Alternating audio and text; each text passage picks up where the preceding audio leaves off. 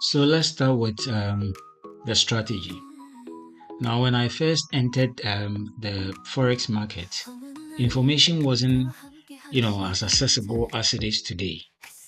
Back then, I stumbled upon Adam Koo on YouTube, who introduced me to the basics of trading forex. A few weeks later, I discovered Steve Morrow of Beat the Market Maker strategy. This strategy revolves around identifying M's and W patterns.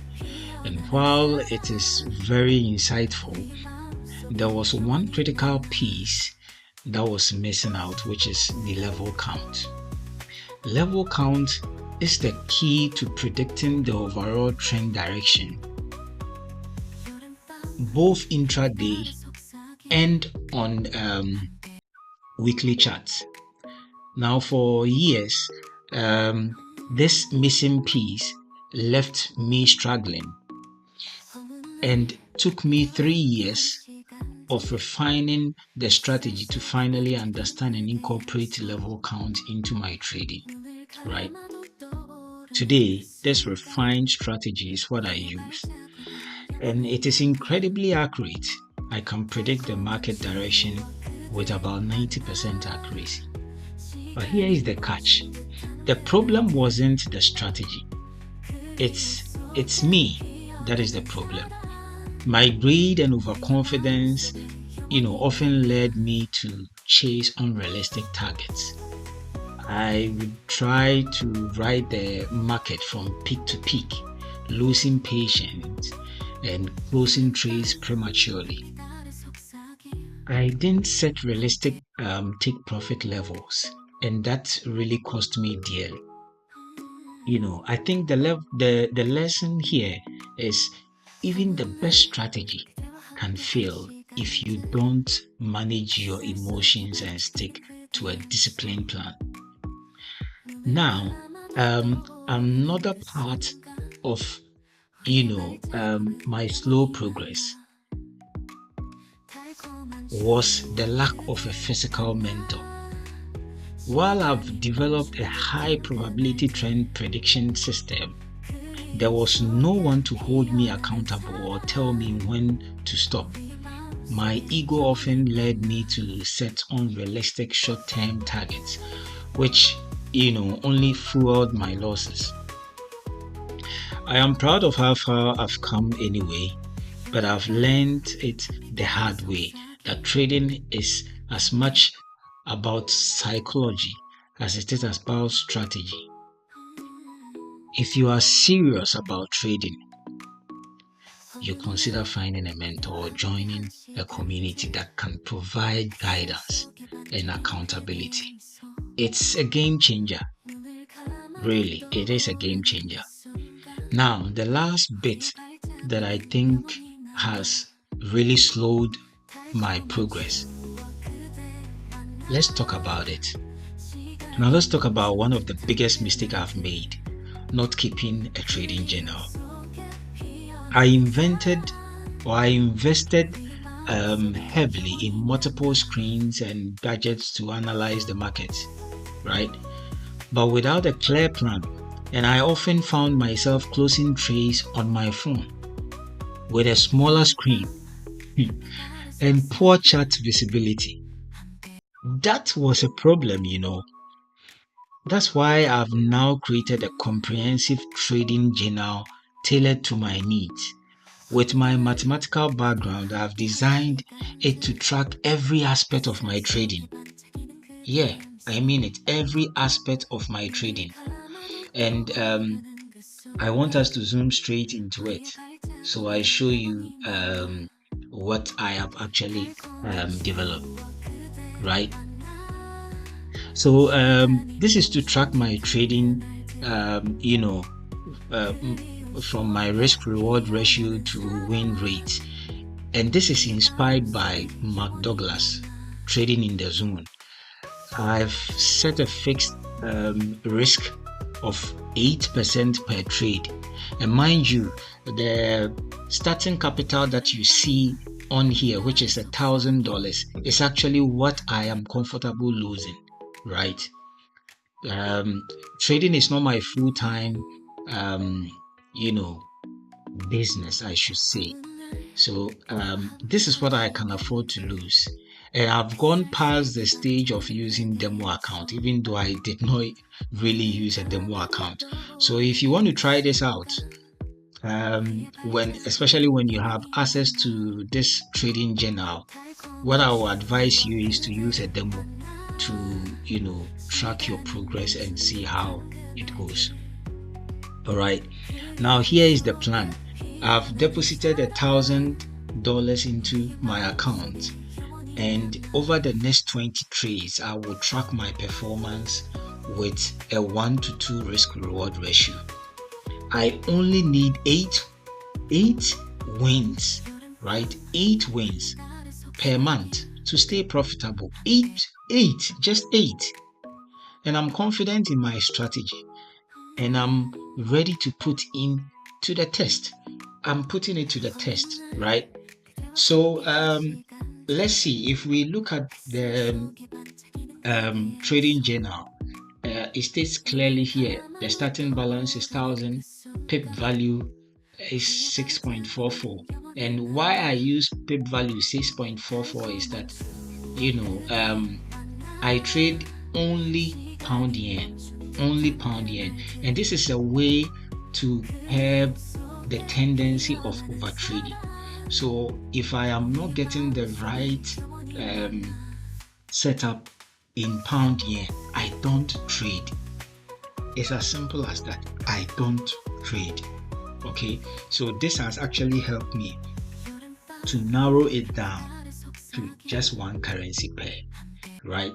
So the next tab, you see the current level that I am in. So if you look at my chart, you see that I've drawn some boxes, right? You can see I've drawn some boxes. This indicates where the trade or the market is actually anticipated to move. The direction is anticipated to move. And so if you see level 1, it means that we have broken out of a previous level, and now we are into level 1. And so if you look at this one, I am only looking at sell here, only sells, no buy, until price has moved beyond in the upwards direction, has been bullish and broken out of this box. I am only concentrated on trading sells, taking sell trades. That's it. Same as level 2, only sell trades. In level 3, that is when you can decide to go both ways depending on the setup that is presented to you at any particular moment in time. But mind you, in level 3, the market is very choppy, and so you might as well better off maybe staying away from it or taking or protecting your profits at any point in time. So that is it. Today we are not going into the strategy, but I just wanted you to see something. This is a live account. My closing balance as of 7th February was $36 above my starting capital, right? So if we go to the chart, the trading journal, you will see now on the entry price, you see that here is a hyperlink, right? So this was the setup I took, right? My first trade on 3rd February, this was the setup that I took, and you could see that my stop loss was somewhere here, which is 40 pips above my entry and 80 pips below my entry as my take profit. Unfortunately, I lost. And if you come to the exit price, you will see that this was a loss when it actually took me out here, right? And this is how it happens. It took me out. I did not give up because I knew that is the overall trend direction, right? So I entered another sell again, but this time around I waited for more confirmation until the 13 EMA was broken. Then I entered the trade, and with a 40 pip stop loss, the trade went straight into my TP. All right. So yes, I am recording everything, and you can see the losses that I had here is also clear. You could see that yes, I had this loss here. I thought price was going to bounce off here and move down. Eventually, what happened? Yeah, on the third trade, yes, it happened. It was a success. I won, right?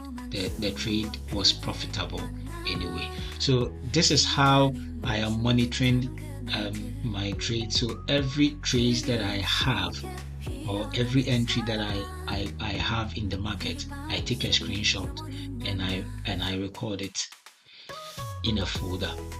And I use a hyperlink to tag the price, the entry price, and the exit price.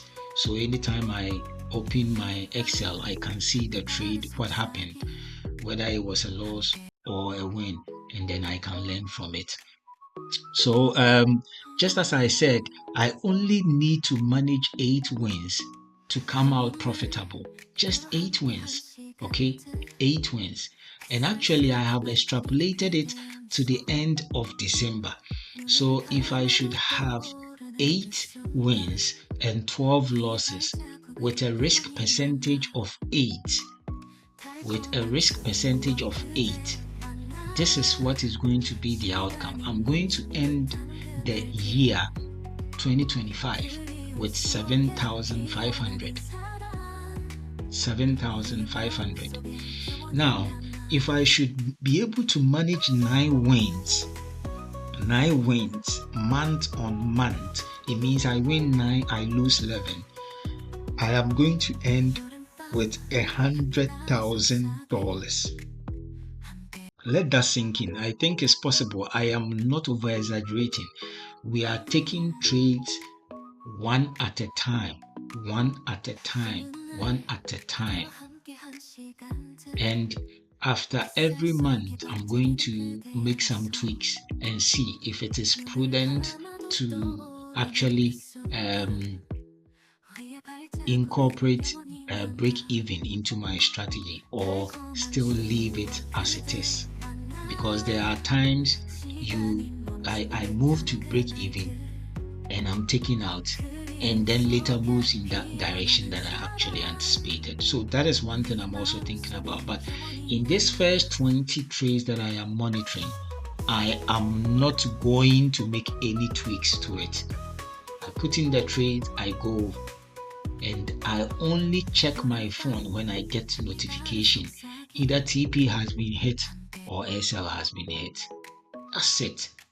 So this is how I intend to monitor my progress, right? So as you can see, the dollar value after every trade is also copied here, right? We see the dollar value here.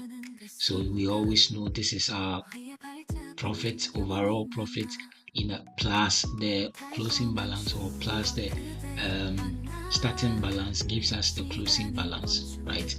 Now if you come to Q1, so we'll also monitor it on quarterly basis. So you can see that on the month of February, right, I've had 8 trades, 3 wins, 5 losses, and these are generated automatically from this Excel sheet that you can see, right, from the February inputs that I have. So as I continue to put on trades, automatically it is being entered in these columns, and then the closing balance is also populated over here. As you can also see, trade by trade, the balance is also displayed here, and we see this pie chart indicating our win percentage. As it stands now, I have 37%, which doesn't really look good, right? 37%, and still I am net positive. That is the cool thing about it. I'm still net positive. My starting capital is still protected, right?